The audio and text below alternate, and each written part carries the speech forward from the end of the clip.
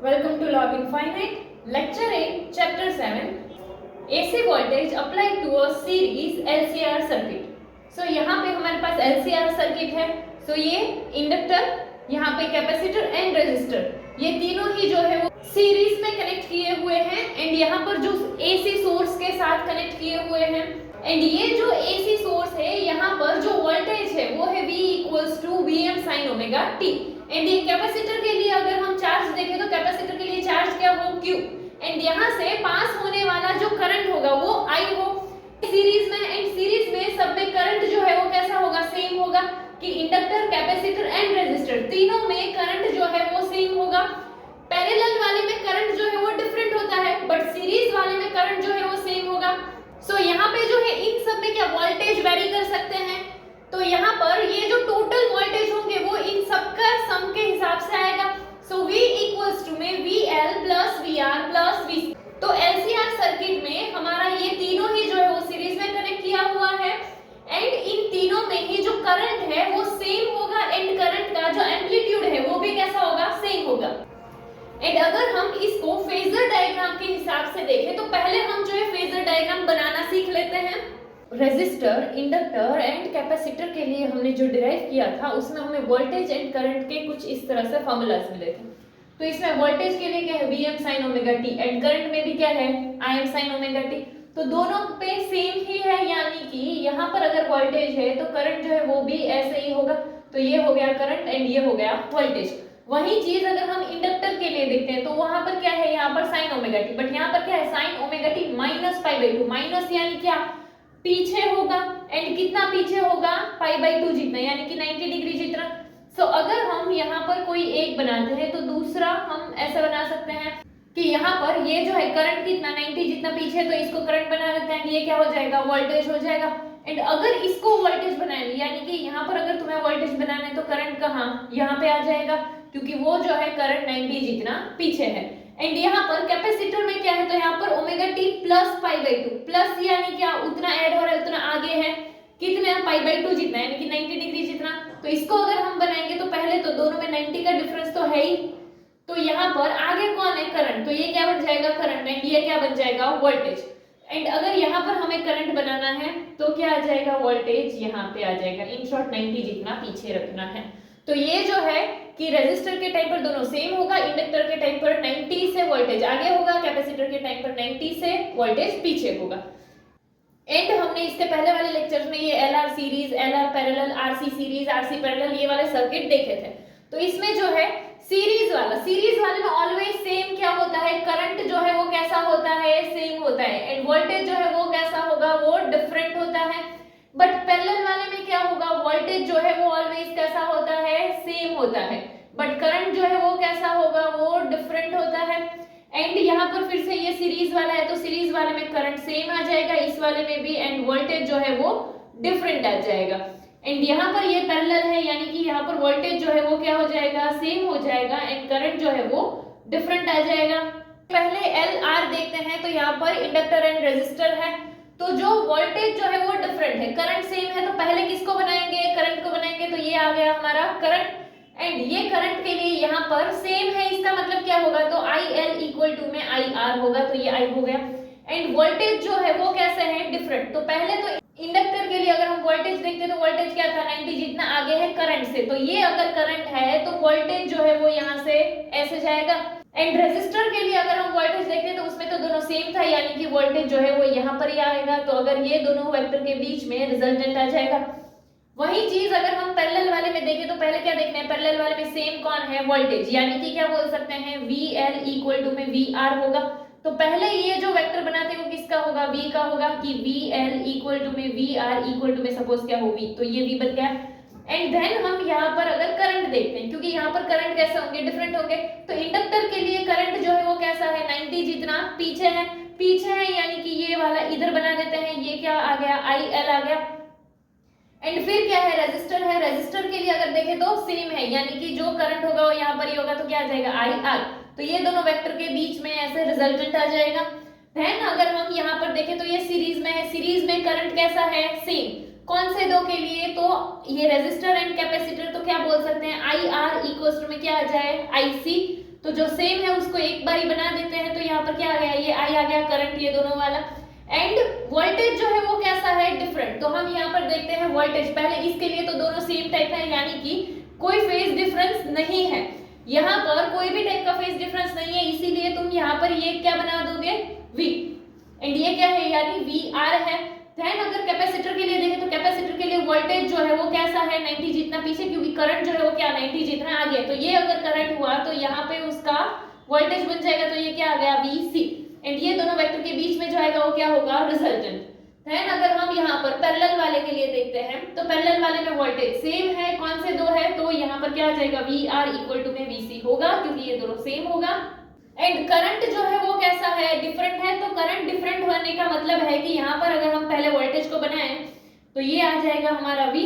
And हम resistor के लिए देखें तो दोनों सेम है, यानी कि जो करंट है वो भी यहाँ पर ही होगा, तो ये क्या आ गया, IR। रेजिस्टर में वोल्टेज एंड करंट के बीच में फेज डिफरेंस नहीं है, इसीलिए दोनों वेक्टर जो है वो इस तरह से आते हैं। देन यहाँ पर कैपेसिटर है, कैपेसिटर में क्या है, करंट 90 जितना आगे है, तो यहाँ से करंट यहाँ पर आ जाएगा, ऐसा बोल सकते हैं। तो ये क्या आ गया, IC। एंड इन दोनों के बीच में जो होगा वो क्या आ जाएगा, रिजल्टेंट आ जाएगा। सो इस तरह से जो है ये हमने फेजर सबके बनाए हैं कि ये जो है सीरीज एंड पैरेलल वाले के हिसाब से है। तो याद क्या रखना है कि रेजिस्टर में वोल्टेज एंड करंट में कोई भी फेज डिफरेंस नहीं है, इंडक्टर एंड कैपेसिटर में वोल्टेज एंड करंट में 90 का फेज डिफरेंस है। एंड ये जो है हमने सीरीज एंड पैरेलल वाली सर्किट के हिसाब से देखा है। एंड अभी अगर हम LCR में देखते हैं तो हमारे पास कौन सा है, LCR सीरीज है। सीरीज है इसका मतलब क्या होगा कि देखो ये सीरीज था तो करंट सेम है, तो हमारे पास जो LCR है उसमें करंट कैसा होगा, सेम होगा। एंड अगर सपोज कि हम LCR पैरेलल वाला लेते तो उस टाइम पे क्या हो जाता, वोल्टेज जो है वो सेम हो जाता एंड करंट डिफरेंट हो जाता। नाउ फिर से अगर हम LCR वाले टॉपिक पे आ जाते हैं, तो अगर हम इस सर्किट के लिए अगर फेजर डायग्राम बनाते हैं तो इस सर्किट में फेजर डायग्राम में क्या, पहले तो हमें ये पता है कि जो चीजें सेम है वो लेते हैं। सो तीनों में ही जो है करंट का वैल्यू कैसा है, सेम है, तो इन तीनों के लिए ही अगर हम करंट का वैल्यू लेके, जैसे ये जो है वो इन तीनों में से पास होने वाला करंट वाला वेक्टर है। सो यहाँ पर ये जो करंट है वो सबका सेम है, यानी IR इक्वल्स टू में IL इक्वल्स टू में IC equals to I। So voltage अगर हम रेजिस्टर के लिए पहले वोल्टेज देखते हैं, सो यहाँ पर जो है रेजिस्टर के लिए तो वोल्टेज यही वाला आ जाएगा, तो ये क्या VRB होगा, ऐसा बोल सकते हैं। देन अगर हम इंडक्टर एंड कैपेसिटर के लिए वोल्टेज देखते हैं तो इंडक्टर के केस में क्या है, वोल्टेज करंट से 90 डिग्री जितना आगे होता है। सो यहाँ पे इंडक्टर का करंट है, वोल्टेज 90 डिग्री जितना आगे है, यानी कि यहाँ से अगर हम बोल सकते हैं कि यहाँ से ये वोल्टेज VL ऐसे होगा।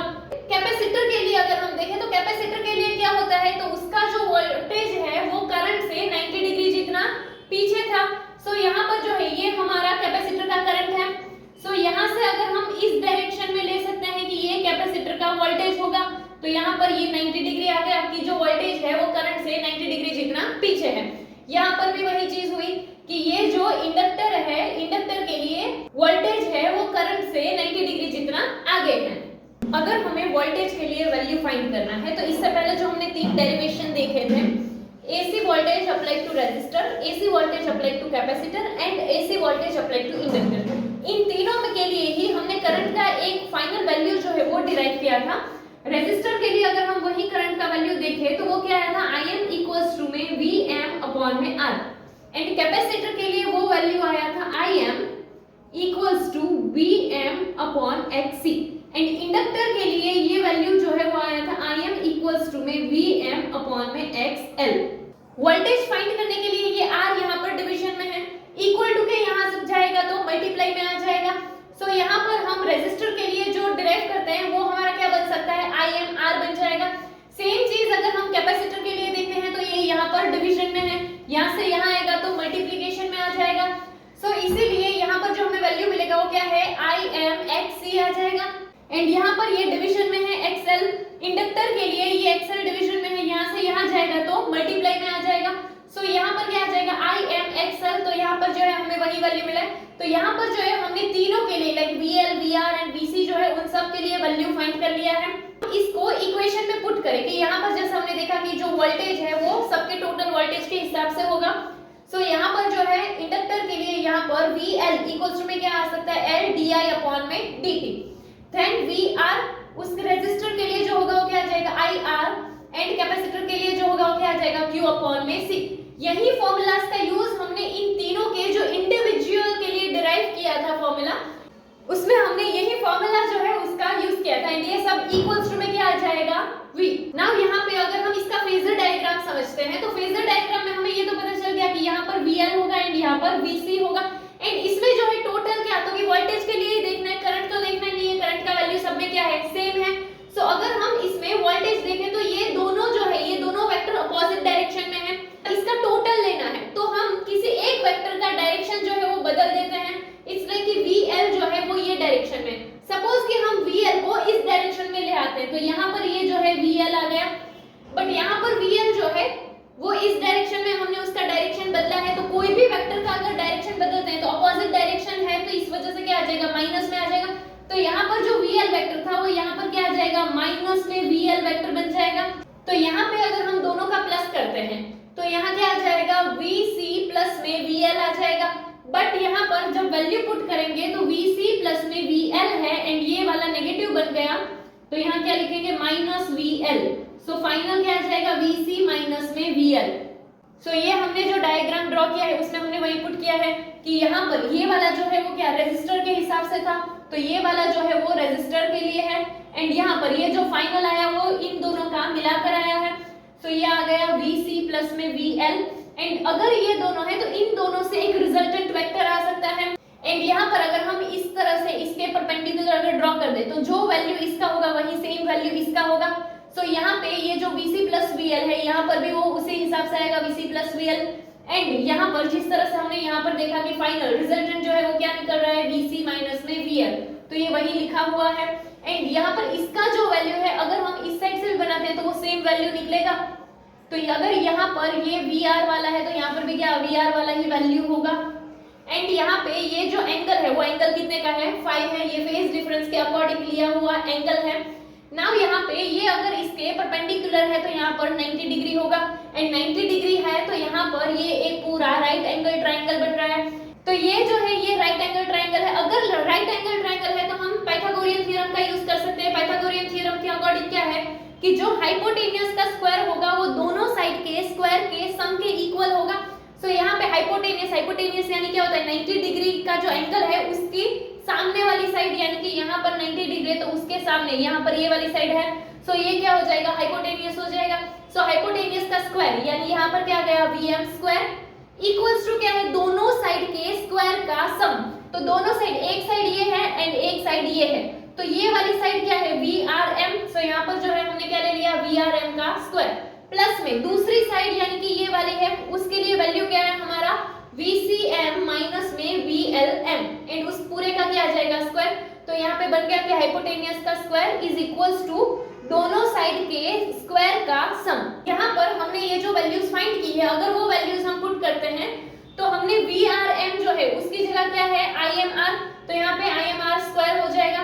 देन यहाँ पे VCM था एंड उसके लिए जो वैल्यू मिला है वो क्या है IMXC and then minus VLM and उसके लिए जो वैल्यू मिला है वो IMXL एंड इस पूरे का क्या हो जाएगा स्क्वायर। नाउ यहाँ पे अगर हम देखें तो ये IM एंड ये भी IM, दोनों में से IM जो है वो कॉमन निकल सकता है।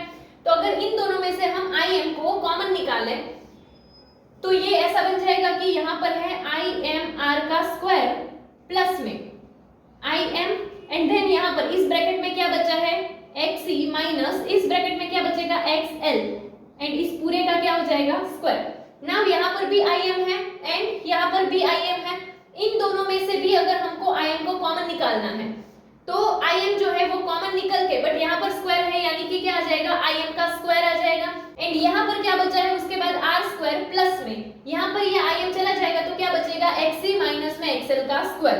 तो ये जो है हमें VM स्क्वायर इक्वल्स टू में वैल्यू मिल जाएगा। एंड अगर हमें करंट फाइंड करना है तो ये पूरा टर्म जो है वो मल्टीप्लिकेशन में है, इक्वल टू के इस साइड जाएगा तो डिवीजन में आ जाएगा। तो यहाँ पे VM स्क्वायर है एंड ये चीज डिवाइड में जाएगी तो क्या हो जाएगा VM स्क्वायर अपॉन में R square plus XC minus XL का स्क्वायर, पूरा जो है वो किसके इक्वल में आ जाएगा IM स्क्वायर।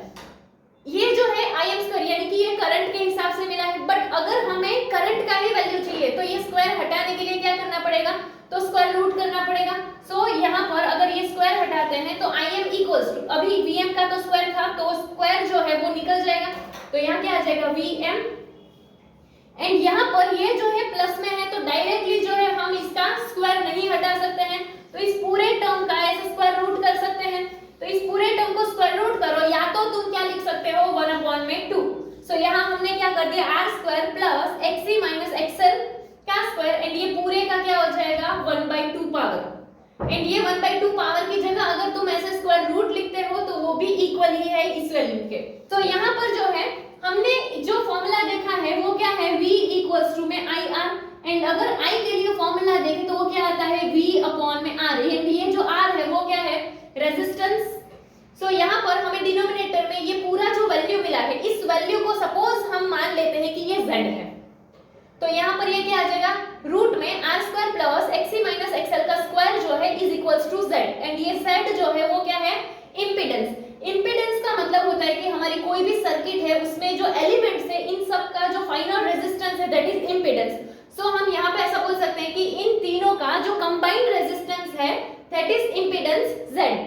इससे पहले जो हमने डेरिवेशंस देखे थे उसमें ये क्या था, उसका रेजिस्टेंस था, एंड ये xc जो है वो कैपेसिटिव रिएक्टेंस था, एंड ये जो xl है वो इंडक्टिव रिएक्टेंस था। सो z को हम बोलते हैं इम्पीडेंस, एंड इस पूरे की जगह अगर हम z वैल्यू डाल दें तो Im इक्वल्स टू में यहाँ पर क्या है Vm अपॉन में ये पूरा क्या है इसकी जगह लिख सकते हैं z, तो इसीलिए हम क्या बोल सकते हैं Im equals to Vm upon में z, एंड ये जो है क्या होगा हमारे करंट का एम्पलीट्यूड। तो ये जो है सीरीज वाला LCR सर्किट था। सीरीज वाले LCR सर्किट के लिए सिर्फ क्या करना है, तो तीनों जो है वो सीरीज में इस तरह से डायग्राम बनाना है, उसके साथ एक AC सोर्स कनेक्ट करना है, एंड सब के लिए जो हमने वैल्यूज डिराइव की थी उस वैल्यूज का हम यूज करेंगे, उसका फेजर डायग्राम बनाएंगे। फेजर डायग्राम बना के जिस तरह से हमें राइट एंगल ट्रायंगल मिलता है तो उस राइट एंगल ट्रायंगल का यूज करके पाइथागोरियन थ्योरम लगाएंगे, एंड पाइथागोरियन थ्योरम जो है उसका यूज करके हम फाइनल करंट का वैल्यू डिराइव करते हैं। इसके अकॉर्डिंग अगर हम रेजिस्टेंस के लिए डिराइव करते हैं तो रेजिस्टेंस में क्या होगा, तो कि ये जो फाइनल रेजिस्टेंस यानी कि ये रिजल्टेंट हो जाएगा Z, एंड यहाँ पर बाकी के दो कौन से थे, तो कि एक रेजिस्टर वाला तो ये जो है उसका रेजिस्टेंस, एंड दूसरा जो था वो क्या कैपेसिटेंस एंड इंडक्टर के हिसाब से था, तो इसीलिए यहाँ पर क्या आ गया xc माइनस में xl, एंड ये जो एंगल था फाई वो एंगल है। सो ये जो है हमने क्या इंपीडेंस के लिए बनाया है। सो एक ही चीज याद रखनी, ये Z जो है वो हमारा क्या है इंपीडेंस है, एंड यहाँ पर ये Z के लिए हमें वैल्यू मिला है। नेक्स्ट अभी हमने जो I का वैल्यू फाइंड किया वो क्या आया, Im equals to Vm upon में root r square plus xc minus xl square, and ये जो वैल्यू था वो Z का था, एंड ये जो है इसे हम क्या बोलते थे इम्पीडेंस। सो हम ऐसा भी लिख सकते हैं कि Im equals to Vm upon में Z, तो ये जो वैल्यू आया वो हमारा Z का है, एंड यहाँ से हमने इस तरह से एक परपेंडिकुलर बनाया था, एंड ये जो है ऐसे राइट एंगल ट्रायंगल बन रहा है, एंड यहाँ पर ये एंगल फाई का है। सो अगर हमें इसका tan ढूंढना है तो tan का फॉर्मूला क्या होता था अपोजिट अपॉन एडजेसेंट, तो ये अगर राइट एंगल है तो सामने वाला ये हाइपोटेनियस होगा, ये जो है उसका क्या ये एंगल का अपोजिट साइड हुआ, एंड ये वाला जो है वो उसका एडजेसेंट साइड हुआ, तो tan फाई इक्वल्स टू में क्या आ जाएगा अपोजिट अपॉन एडजेसेंट के अकॉर्डिंग अपोजिट यानी ये, तो ये वाला जो था वो क्या था VCM माइनस VLM अपॉन में एडजेसेंट यानी ये, तो वो क्या था VRM। नाउ इन तीनों का ही जो है वैल्यू हमने फाइंड किया था। VCM का जो वैल्यू था वो क्या था IMXC, एंड इसके लिए जो वैल्यू था वो क्या था IMXL, एंड ये VRM के लिए जो वैल्यू मिला था वो क्या था IMR। सो यहाँ पर ये दोनों में ही IM है, अगर हम IM को कॉमन निकालेंगे तो ऐसा हो जाएगा कि IMXC माइनस XL अपॉन में IMR, IM से IM कैंसिल हो जाएगा तो बचेगा क्या ये XC माइनस XL अपॉन में R, तो ये जो है हमें क्या tan फाई का वैल्यू मिलेगा ऐसा बोल सकते हैं। नाउ यहाँ पे हमारे पास दो टाइप की कंडीशन हो सकती है, ये capacitive reactance and inductive reactance के अकॉर्डिंग। तो इसमें जो है एक तो क्या हो सकता है कि XC ग्रेटर देन XL हो, एंड सेकंड क्या हो सकता है कि XC लेस देन XL हो। ये XC ग्रेटर देन XL का मतलब क्या है कि कैपेसिटिव रिएक्टेंस का वैल्यू बड़ा है इंडक्टिव रिएक्टेंस की कंपेयर में। तो जब भी हमें ये वैल्यू मिलता है तो उस टाइम पे जो हमारा फाई होगा वो क्या होगा पॉजिटिव होता है, एंड इसी वजह से जो हमारी सर्किट होती है वो कैसे बन जाती है कैपेसिटिव। सो कैपेसिटिव के अकॉर्डिंग अगर वो बिहेव करेगा तो इस कैपेसिटर के टाइम पर हमने क्या देखा था कि वोल्टेज जो है उससे करंट 90 डिग्री जितना लीड करेगा, तो इसीलिए यहाँ पर ये क्या है कि करंट जो है वो लीड करता है वोल्टेज को। देन अगर हम ये देखें XC लेस देन XL, या तो हम इसको दूसरा क्या बोल सकते हैं कि XL ग्रेटर देन XC, कि ये जो इंडक्टिव रिएक्टेंस का वैल्यू है वो कैपेसिटिव रिएक्टेंस से बड़ा है। तो ये दोनों का मतलब तो एक ही है। सो अगर ऐसा होता है तो उस टाइम पे जो फाइन मिलेगा वो क्या होगा, नेगेटिव होगा, एंड इससे जो है इंडक्टिव बन जाएगा सर्किट। एंड इंडक्टिव के लिए, इंडक्टर के केस में हमने देखा था कि जो करंट होता है वो 90 डिग्री जितना पीछे होता है वोल्टेज से, तो इसीलिए ऐसे टाइप की सर्किट जब भी मिलेगी तो क्या हो जाएगा, जो करंट है वो पीछे होगा वोल्टेज से। एंड यहाँ पर ये जो हमें फेजर डायग्राम बनाया हुआ है ये हमने किसके लिए बनाया है, इस वाली कैपेसिटिव सर्किट के लिए बनाया है, यानी कि ये है XC ग्रेटर देन XL के लिए है। तो ये वाला जो होगा ये क्या बन जाएगा, वोल्टेज, एंड ये क्या बन जाएगा, करंट, क्योंकि कैपेसिटिव में क्या था, करंट जो है वो लीड करेगा वोल्टेज से। एंड यहाँ पर हमने जो है ये सारी चीजें किसे, फेजर से देखी है, बट अगर हम ये फेजर टेक्निक देखें तो इसके भी कुछ डिसएडवांटेज है। जैसे कि अगर हम देखें तो जो फेजर डायग्राम है वो हमें उसकी इनिशियल कंडीशन के बारे में कोई भी इंफॉर्मेशन नहीं मिलती है। इसके अलावा हम t के लिए कोई भी वैल्यू ले सकते हैं एंड उसके अकॉर्डिंग जो है हम फेजर्स बना सकते हैं। सो यहाँ पर जो सॉल्यूशन मिलेगा वो सॉल्यूशन कैसा होगा, स्टेडी स्टेट सॉल्यूशन होगा, क्योंकि यहाँ पर हम t के लिए कोई भी आर्बिट्री वैल्यू लेंगे एंड उसके अकॉर्डिंग हमारे फेजर्स जो है वो ड्रॉ कर सकते हैं। सो जो वैल्यू मिलेगा वो स्टेडी स्टेट सॉल्यूशन होगा एंड ना कि हमारा जनरल सॉल्यूशन होगा। इसके अलावा हम ट्रांजिएंट सॉल्यूशन जो है वो भी फाइंड कर सकते हैं एंड ये जो है कहां पर v इक्वल्स टू 0 पे भी जो है हमें वैल्यू मिलेगा। तो यहाँ पे अगर हमें जनरल सॉल्यूशन चाहिए तो जनरल सॉल्यूशन क्या होगा, तो general solution transient solution and steady state solution, इन दोनों के सम से हमें जनरल सॉल्यूशन मिलेगा। बट लॉन्ग टाइम के बाद अगर हम देखेंगे तो जो ट्रांजिएंट सॉल्यूशन जो है उसकी इफेक्ट खत्म हो जाती है एंड इसीलिए देन हमारा सर्किट का जो बिहेवियर है वो सिर्फ हमें किसकी वजह से मिलता है, स्टेडी स्टेट सॉल्यूशन की वजह से मिलता है।